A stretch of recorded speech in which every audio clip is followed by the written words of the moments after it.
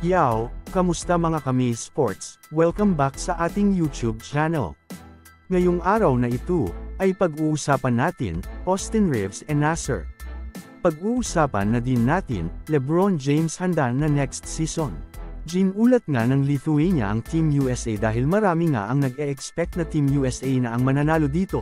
Subalit tinambakan nga ng Lithuania ang USA sa first half kaya naman tuluyan na ngang hindi na nakahabol pa ang Team USA dito.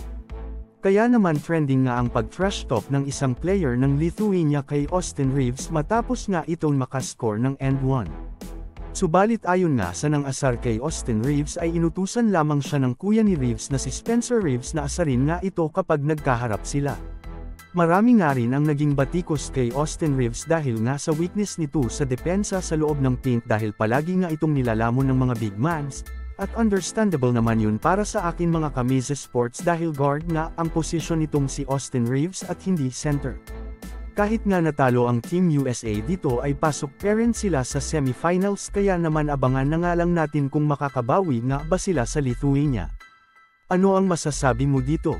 Mag-comment lang. Samantala ako naman tayo sa sumunod na balita na kung saan, halos isang buwan na nga lang bago tuluyang magsimula ang regular season kaya naman grabe na nga ang paghahanda ng Los Angeles Lakers players lalong-lalo na nga itong si LeBron James.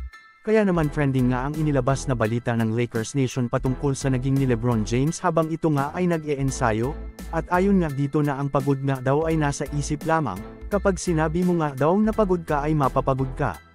Kaya naman hindi nga daw siya napapagod. Yan nga ang mga naging pahayag ni LeBron James na isang patunay lamang kung gaano katindi ang mentality nito. Kaya naman asahan na nga natin next season na kahit nasa year 20 na nga ito ay magagawa pa rin niyang makasabay sa mga mas batang players sa kanya. Anong masasabi mo dito? Mag-comment lang. So, ayon lamang ang ating mabilisang balita sa araw na ito, sana ay nag-enjoy ka. Huwag mo na ding kalimutang mag-subscribe bilang pagsuporta sa ating YouTube channel. Maraming salamat po.